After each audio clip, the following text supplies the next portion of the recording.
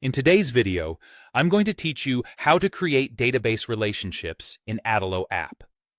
Relationships connect your collections so your app can understand how items belong together. We'll link events with users, but the same approach works for any collections.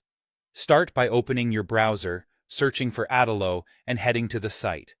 Sign in to your account so you can access your app's editor.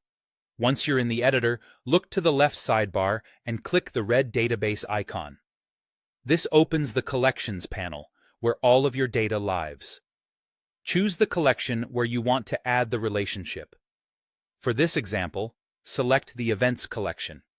With Events open, click the plus Add Property button.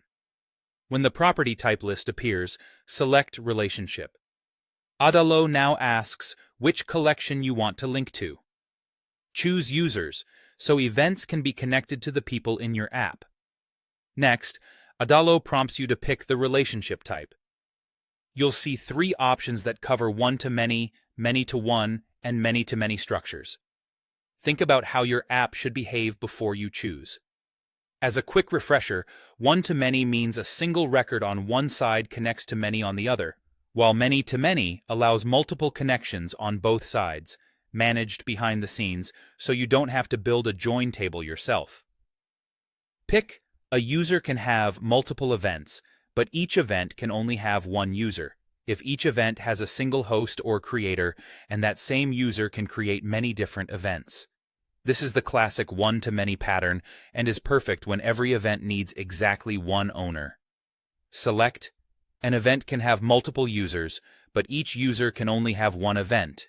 When the collection on the left, Events, holds many related items, but each item in Users links back to just one event.